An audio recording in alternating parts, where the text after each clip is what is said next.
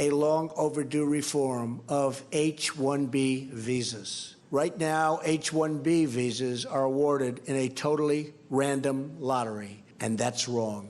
IT में जो काम करते हैं भाई, यहाँ पर डायरेक्टली उनको टारगेट किया गया। अपना जो H-1B वीजा है ना, उसको आप लोग B2 वीजा में कन्वर्ट कर सकते हो। डिपेंडेंट वीजा जो है ना, वो भाई जाने वाला है। अमेरिका और कनाडा दोनों मिलकर अपना इमिग्रेशन सिस्टम है ना, और वो है भाई H-1B visa ban. Almost 3.5 lakh के ऊपर भाई इंडियंस जो है, जो H4 वीजा का EAD लेकर भाई यहाँ पर काम कर रहे हैं, उनके साथ में क्या होने वाला है। अब भाई अमेरिका में H-1B पे कंटिन्यू करने का सबसे पहला रास्ता। Hi guys, welcome back to our channel. कैसे हैं आप सभी लोग? उम्मीद करते हैं आप सब खुश होंगे, खैरियत से होंगे। करेक्ट। आज की वीडियो में यार, आज की वीडियो बहुत इंपॉर्टेंट होने वाली है, जैसी हर वीडियो होती है। आज हम लोग बात करने वाले हैं भाई H-1B वीजा पर जो अमेरिका आ रहे हैं, ये H-1B वीजा जिनके पास ऑलरेडी है, जिनको रिन्यू करना है, H-1B वीजा के जो स्पाउस है भाई, उनके ऊपर क्या फर्क पड़ने वाला है जब ट्रम्प साहब ऑफिस में आएंगे। एब्सोल्युटली। सो H-1B वीजा वालों को कौन सा खतरा है, कैसे वो अपनी वीजास को बचा सकते हैं, अपने एम्प्लॉयर्स कैसे चुन सकते हैं, इन सब चीजों के बारे में आज हम बात करेंगे। करेक्ट, क्योंकि यार अभी आप सभी को पता है कि भाई ट्रम्प साहब ऑफिस में आने वाले हैं।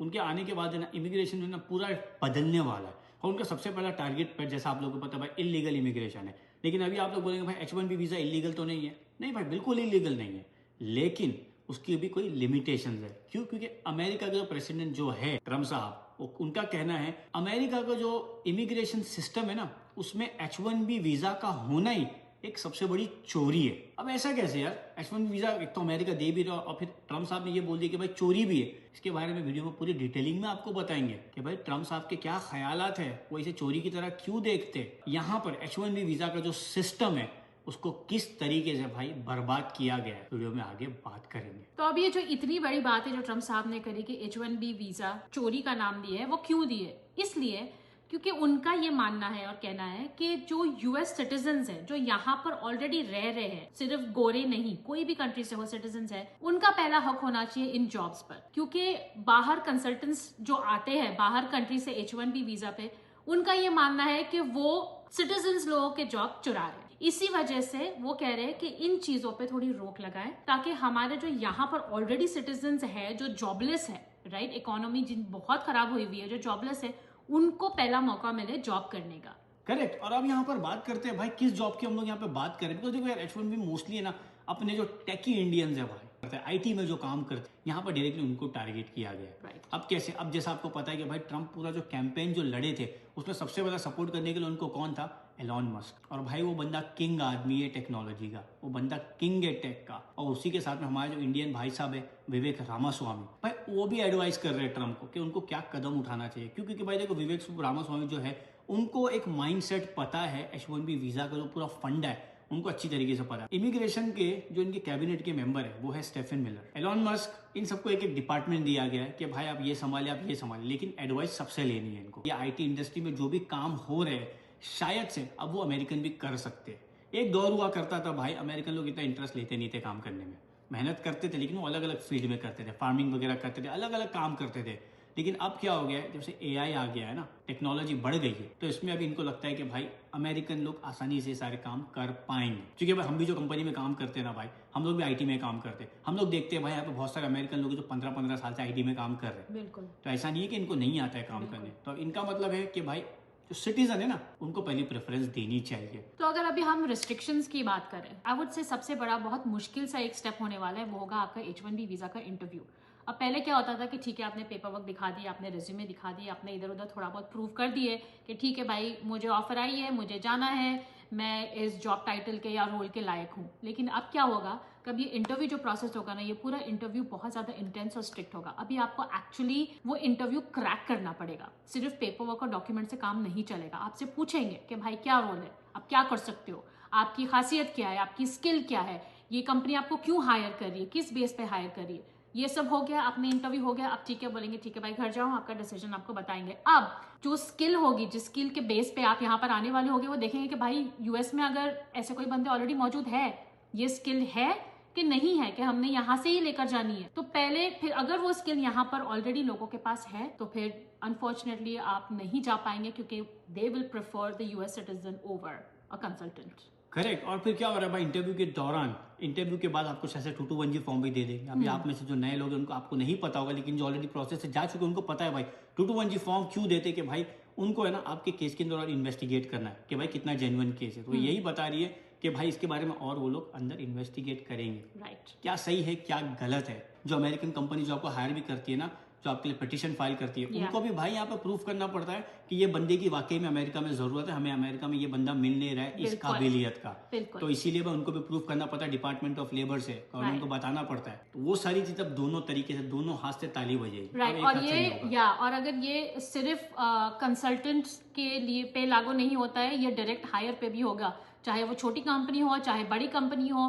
कंपनी को भी प्रूफ करना पड़ेगा कि हाँ भाई हमें ये बंदा यहीं से चाहिए, यूएस में ऑलरेडी ये स्किल नहीं है या हमें कोई नहीं मिल रहा है, और बंदे को भी अपने आप को प्रूव करना पड़ेगा। तो भाई ये सबके ऊपर इफेक्ट हो सकता है। और भाई हम लोग देखो इमिग्रेशन लॉयर नहीं है भाई, अगर आप इमिग्रेशन लॉयर से भी अगर आप लोग बात करेंगे वो भी आपको यही बताएगा। क्यों? क्योंकि भाई ट्रम्प साहब का 2025 का जो प्रोजेक्ट है जिसके बेस पे भाई पूरा कैंपेन लड़े, पूरा इलेक्शन जीते, वो उसमें उन्होंने क्लियरली बोल दिया है कि भाई मेरे कुछ ऐसे प्लान्स हैं जो मैं एग्जीक्यूट करने वाला हूँ जिस दिन मैं ऑफिस में एंट्री करूंगा और उसके कुछ महीने के बाद। तो ये सारी चीजें जो इन्फॉर्मेशन हम आपको शेयर करें ना, ये उसी का हिस्सा है। हम लोग किसी को डरा नहीं रहे भाई। अगर आपको डर लग रहा है, डरेगा वो जो भाई चोरी करेगा। सही तरीके से आ रहे हो, सब कुछ सही है, तो फिर आपको डरने की क्या जरूरत है। मैं समझता हूँ कि भाई एक एंजाइटी आ जाती है कि भाई मैं कुछ 5 साल से अमेरिका ऑलरेडी रह चुका हूँ, 6 साल रह चुका हूँ, 8 साल रह चुका हूँ, अगर अभी मुझे रिटर्न जाना पड़ा क्योंकि भाई कंपनी ने मुझे बोल दिया कि अब हम लोग तो कंटिन्यू नहीं करना चाहते, तो ऐसे लोगों के साथ में क्या होगा, अब तक क्या हो रहा है। लेकिन ये रिस्क तो इन सब चीजों के पहले भी था H1B को, H1B वीजा वालों को ये रिस्क पहले भी था कि भाई अगर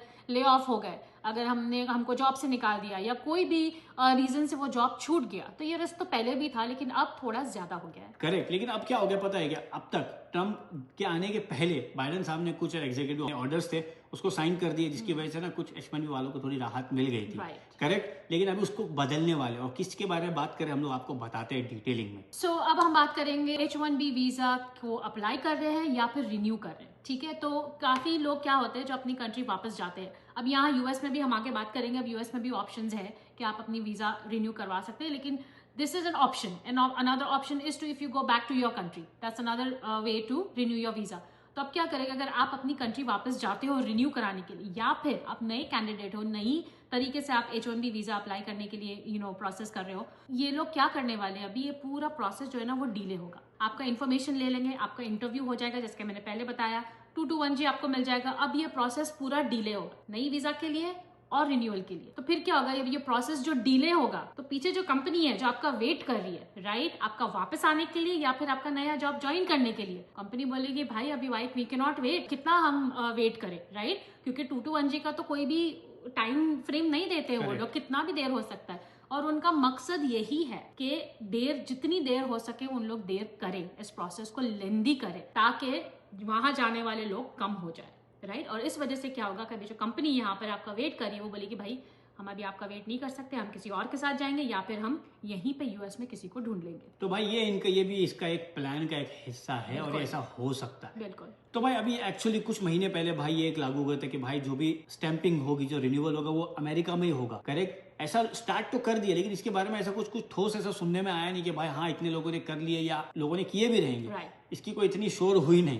करेक्ट। लेकिन अब ट्रम्प साहब क्या कर देंगे भाई, उनका जो टारगेट है H1B को रोकने का, वो क्या करेंगे भाई, बोलेंगे अब अमेरिका में आपका नहीं हो सकता है स्टैंपिंग। ट्रम्प ने तो सीधा भाई प्रॉमिस कर दिया कि भाई जो चीजें बाइडेन ने लागू किया ना उसको मैं सीधा कैंसिल कर दूंगा। सारे एग्जीक्यूटिव ऑर्डर्स जो थे उन सबको मैं रिवर्स कर दूंगा। उसके बाद उसके ऑर्डर्स आएंगे कि भाई मैं चाहता हूँ कि अब ऐसा हो, तो भाई वो उसको रिवर्सल करके और यहाँ पर स्टैंपिंग बंद कर सकते हैं। स्टैंपिंग तो इन द यूएस बंद होगी, इसका मतलब आपको जाना पड़ेगा अपनी कंट्री वापस, फिर से वही प्रोसेस आएगा जो मैंने इससे पहले बताया। दूसरी चीज ये कि एक और ऑप्शन है यहाँ पे ड्रॉप बॉक्स। अब अगर आप अपना रिन्यूअल रिक्वेस्ट है अगर आप अपने ड्रॉप बॉक्स में डालते हो, तो पहले क्या होता था, ठीक है रिन्यू हो गया, आपको रिप्लाई आ गया, आपका अप्रूव हो गया, सब हो गया, लेकिन तो अब क्या होगा, अब आपको होगा इन पर्सन इंटरव्यू, जैसे आपका पिछली अपनी कंट्री में होगा, वो यहीं पे होगा। रिन्यूअल पे भी इन पर्सन इंटरव्यू के लिए बुलाएंगे, वही they're gonna drill you, they're gonna say what you have been doing, prove that this is what you have been doing, the company needs you need उनको आपकी स्किल की जरूरत है, ये सब आपको पूरी तरीके से आपको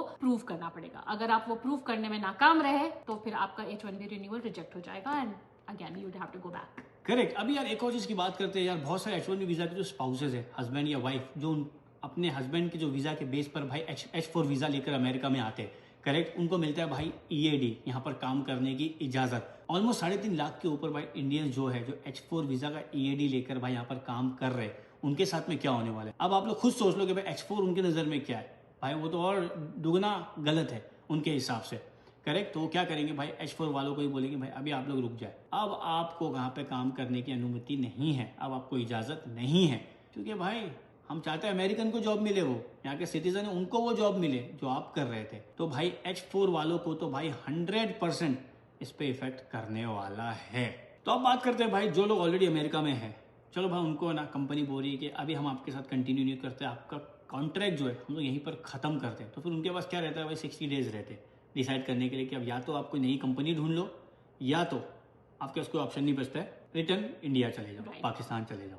अब लोग यहाँ पे क्या कर रहे थे पता है, अब तक का बाइडेन ने भाई एक एग्जीक्यूटिव ऑर्डर साइन किया था, वहाँ पर उसने क्लियरली बोला था कि आप है ना कुछ वक्त के लिए 60 डेज के अंदर आप लोग काम कर सकते, अपना जो H1B वीज़ा है ना उसको आप लोग B2 वीज़ा में कन्वर्ट कर सकते हो, उसके बेस पे आप रहो यहाँ पे, अपना थोड़ा सा एक्सटेंड कर लो B2 वीज़ा पे, और उसी दौरान आप लोगों को थोड़ा मौका मिल जाता है भाई यहाँ पे दूसरी कंपनी में काम ढूंढने का। अगर 60 डेज के अंदर आपको कोई कंपनी नहीं मिलती है तो लोग इसका भी अभी तक सहारा ले रहे थे, H1B को कन्वर्ट कर रहे थे B2 में और अमेरिका में रह जा रहे थे। राइट। तो अब ट्रम्प साहब भाई इसको भी कैंसिल कर सकते हैं। साथ ही साथ में H4 वीज़ा, अब क्या होता था भाई, हस्बैंड और वाइफ भाई सपोज दोनों H1B वीज़ा पर आ गए, ठीक है, एक की जॉब चले गई, दूसरा क्या करता था, दूसरा वाला जो H1B ना उसके बेस पर ले लेता था H4 कि भाई मैं काम करता हूँ, तेरे पास तो H1B वीज़ा है ही ना, मेरे को तेरा डिपेंडेंट बना दे, और फिर उसके हिसाब से मैं यहाँ पे तेरे साथ कंटिन्यू करता हूँ जब तक तेरा वीज़ा है भाई, और मैं भी काम कर लूँगा EAD अप्लाई करके।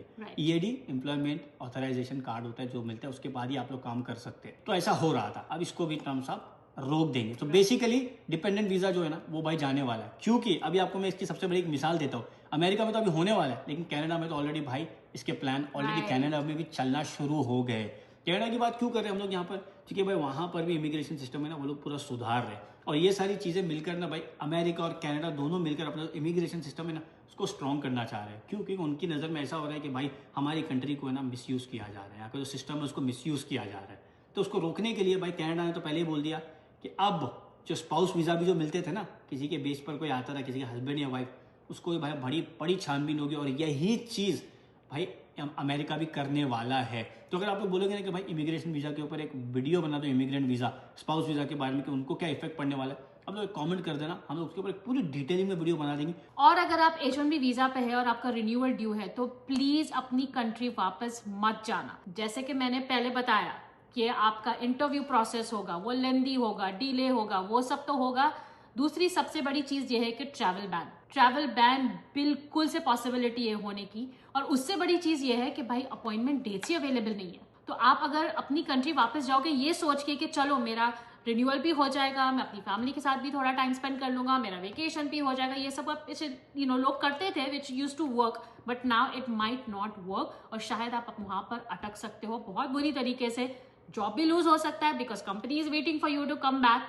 ये सब कुछ बहुत बड़ा खतरा है। करेक्ट। अभी आप में से अगर जो H1B वीज़ा वाले हमारा वीडियो देख रहे, आप बताएं आप एक्चुअली में फिलहाल अभी कर क्या रहे, ताकि आपके जरिए दूसरों को भी आइडिया मिल जाए। तो आप लोग प्लीज कमेंट करके बताइएगा। लेकिन H1B वालों को एक चीज की सावधानी होनी चाहिए भाई, कि आप क्या डिसीजन ले रहे हैं ना, ये बहुत इंपॉर्टेंट है फिलहाल आने वाले कुछ महीने के लिए और कुछ साल में भाई। राइट, जितना हो सकता है यहीं रहकर रिन्यूअल का प्रोसेस अपना पूरा करिए। अभी अगर ट्रम्प के पास भाई कुछ नहीं बचेगा ना, तो फिर उसके पास एक ही चीज बच सकती है, और वो है भाई H1B वीजा बैन। ट्रम्प इतना तक के कर सकता है भाई कि वो सिर्फ H1B वीजा का जो सिस्टम है ना इसको ही खत्म कर सकता है। उसके बेस पर भाई एक तो हाउस और सेनेट की अभी जो ऑलरेडी सीट है उसके पास इतनी सारी आ चुकी है, एक साइड वो ऑलरेडी जीत चुका है, सेकंड में उसने ज्यादा से ज्यादा सीट्स पूरी जीत चुका है। तो भाई पूरी पॉसिबिलिटीज है ट्रैवल बैन की भी, जैसा ऑलरेडी 2020 में हुआ था। लेकिन वहां पर उन्होंने क्या दिया था बहाना, कोविड का। लेकिन अब यहाँ पर कोविड का तो बहाना दे नहीं सकते, तो कुछ ना कुछ तो लेकर आएंगे। और करंटली जो एम्प्लॉयज है, ठीक है, जिनके पास जॉब है H1B वीजा की, कंपनी चाहे छोटी हो, मीडियम साइज की हो या बड़ी कोई कंपनी हो, उनके भी ना कोई कंप्लायंस होते हैं जो उनको फॉलो करने पड़ते हैं, रूल्स एंड रेगुलेशंस जो उनको गवर्नमेंट के फॉलो करने पड़ते हैं। सब कुछ अगर चल रहा है ठीक से, आपके पास जॉब भी है, आपके पास 3-4 साल का वीजा भी है, everything is working fine, this is another way that things could go wrong, is where company के ऊपर प्रेशर डालेंगे, देखेंगे कि क्या कंपनी अपने सारे रूल्स एंड रेगुलेशंस फॉलो कर रही है, आपको जितनी पे मिलनी चाहिए उतनी मिल रही है, उससे ज्यादा मिल रही है, कम मिल रही है, ये भी देखा जाएगा। कुछ भी छोटी मोटी कोई भी चीज या कोई भी गलती ना कंपनी की निकालेंगे, और फिर उसके वजह से और किसी एक एम्प्लॉय के साथ भी कुछ गलत हो रहा है तो वो उस कंपनी के सारे एम्प्लॉयज पे असर हो सकता है। करेक्ट। ठीक है, अगर कंपनी, समझो मैं काम कर रही हूँ, अगर मेरे साथ कुछ गलत हो रहा है तो साथ में रेयान, पीछे 5 और बोलेंगे ठीक है भाई इसके साथ है ना, इन सबको निकालो। गवर्नमेंट की नज़र में भाई अगर इन्होंने किसी एक को गलत तरीके से हायर किए है, वो एलिजिबल नहीं है, फिर भी उसको ले लिए कंपनी में, तो भाई ये लोग क्या बोलेंगे, 500 को जहाँ पे जरूरत नहीं थी इन्होंने जबरदस्ती लिया है। अब भाई अमेरिका में H1B पे कंटिन्यू करने का सबसे पहला रास्ता, आप लोगों ने ग्रीन कार्ड के लिए अप्लाई कर दो। अगर आप लोगों का एक्टिव जॉब है, आपका वीजा स्टेटस अभी भी करंट है, तो आप लोगों ने ग्रीन कार्ड के लिए अभी फाइल कर दो। भले ग्रीन कार्ड मिलने के लिए 150 साल लगता है। एक बार आपका एप्लीकेशन अप्रूव हो गया, ग्रीन कार्ड एप्लीकेशन अप्रूव हो गया USCIS से, मतलब समझ लो आपके चांसेस बढ़ जाते हैं यहाँ पे कंटिन्यू करने के। राइट। क्योंकि भाई उनको पता है कि आप अभी ग्रीन कार्ड की लाइन में हो, हम्म। तो इससे आपको फिर ज्यादा फर्क नहीं पड़ेगा। लेकिन ऐसा कोई ठोस रूल नहीं है कि नहीं पड़ सकता है फर्क। Right. आपको कोई राइट्स नहीं मिल जाती उसके बाद नहीं, भी, yeah. लेकिन पॉसिबिलिटीज बढ़ जाती है। राइट, थोड़ी सी सेफ्टी शायद हो सकती है। करेक्ट। Right. तो अब बात करते हैं भाई, अगर आप लोग H4 डिपेंडेंट वीजा है, तो आप लोग है ना अपना H1B वीजा, जो आपके जो हस्बैंड या वाइफ जब अप्लाई करते हैं ना, उसी टाइम पे आप लोग डिपेंडेंट वीजा भी अप्लाई कर दो, तो फिर आपके चांसेस है भाई कि आपको साथ में दोनों को वीजा मिल जाएगा। अगर एक को H1B वीजा मिल गया, उसके कुछ महीने के बाद अगर आप लोग H4 डिपेंडेंट वीजा अप्लाई कर रहे, तो ये गलती मत करना, क्योंकि भाई ट्रम्प के इरादे साफ है, H1B वालों का ऐसे एंट्री नहीं है। करेक्ट। उनकी नजर में वो क्या करेंगे भाई, बोलेंगे आपको अटका देंगे, बोलेंगे रुक जाओ, अब ये हमारा जो H4 वीजा था वो बैन हो गया, बंद हो गया, फिर आप क्या करोगे? जब आपके हस्बैंड या वाइफ H1B वीजा के लिए अप्लाई कर रहे, हाथ पकड़ लो भाई उनका कि जाना नहीं, सैया मुझे साथ में लेकर जाना। और हम लोग डरा नहीं रहे, आपको सही बता रहे कि भाई ये सारी चीजें करे, इसमें और एडवाइस चाहिए तो जाके फिर इमिग्रेशन लॉयर को पकड़े भाई। Absolutely, हम लोग इमिग्रेशन लॉयर नहीं है, हम लोग लीगल एडवाइजर नहीं है, हम लोग इन्फॉर्मेशन देने के लिए वीडियोस बनाते हैं, ताकि भाई जो चीज़ हमको पता है आप तक भी वो इन्फॉर्मेशन पहुंचे और अमेरिका में एक्चुअली में क्या हो रहा है वो आपको पता चले। और अगर आपका H1B वीजा एक्सपायर हो रहा है नेक्स्ट फ्यू मंथ्स, तो आपका एक्चुअली सेफ्टी ये रहेगी कि आप अभी से आपके उसके रिन्यूअल का आप प्रोसेस स्टार्ट कर दीजिए। आप वेट मत कीजिए लास्ट 30 डेज का, लास्ट 40 डेज का, या जो भी है, अभी से आप रिन्यूअल का प्रोसेस स्टार्ट कर दीजिए। तो कम से कम आपको अगर पता है, अगर खुदा ना खास्ता वो चीज अप्रूव नहीं होती है, तो you will still have these few months to look for another job. और फिर क्या होगा भाई, ट्रम्प के ऑफिस में आने के पहले, इमिग्रेशन में चेंजेस आने के पहले आपका एप्लीकेशन प्रोसेस में हो जाएगा ना, तो फिर उस एप्लीकेशन को वो लोग छुएंगे नहीं। तो नए एप्लीकेशन आने वाले रहेंगे ना ट्रम्प के ऑफिस में आने के बाद, उनको फर्क पड़ सकता है। राइट। और अगर कुछ हुआ भी तो लाइक आई सेड,